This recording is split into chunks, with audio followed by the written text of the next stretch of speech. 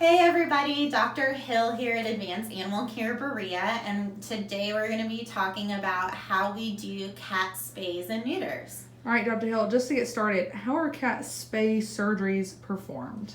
Yeah, so here at Advanced Animal Care and Advanced Animal Care Berea, we have a pretty comprehensive plan for your cat. And the reason being is we want to make sure that there's no pain involved, that we keep them as comfortable and keep the stress levels down as much as possible. So all of our cats receive an exam before they go under general anesthesia and have their surgical procedure performed, and that exam is performed by a veterinarian. They all receive some sedation medications so that we help reduce their stress while they're in the clinic, because it's not a normal place for them to be, as well as making sure we get pain management on board so that we can keep them as comfortable as possible while they're here and after the surgery. And then once they've got all of those on board, depending on the procedure that your pet is going to be having, we'll place an IV catheter so that we can give them fluids to keep them hydrated throughout the procedure. And then we do put a breathing tube in so that we can deliver inhalant anesthesia to keep them asleep during the procedure. And then the veterinarian will perform the procedure. They use sterile materials, sterile drapes, sterile gloves, the whole kit and caboodle.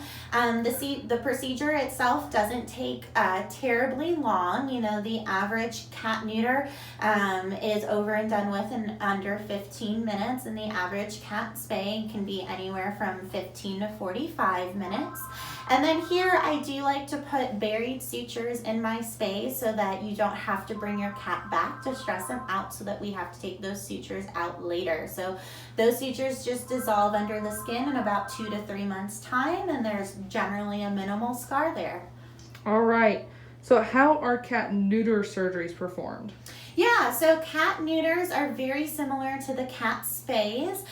They receive the same doctor exam. They get the same sedation and pain medications so that they remain comfortable. They go under the inhalant anesthesia as well.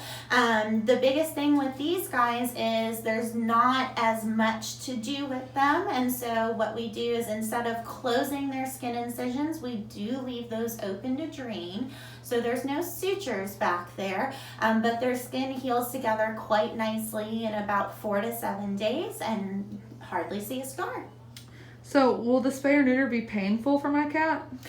So if there's no pain medication given to prevent it, it's just like any other kind of surgery, or even if you fall off the bike or cut your finger with a paper cut or anything like that.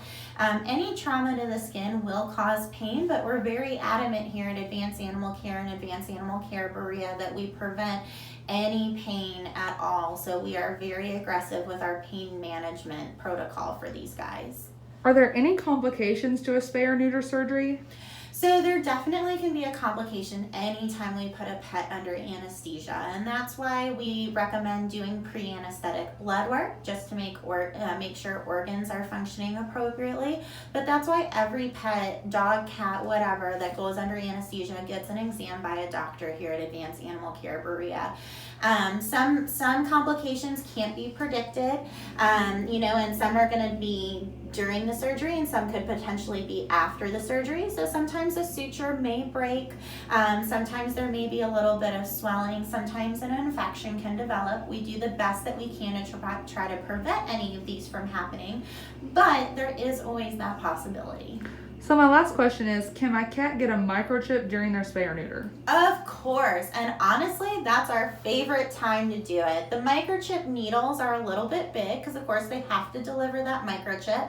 And so we can do it while they're asleep and not having to feel it. We definitely prefer that here, but that doesn't mean that we can't do it while they're awake if you want it done sooner. It's just a personal preference to make it easier on your pet. All right, thank you, Dr. Hill. You're so welcome.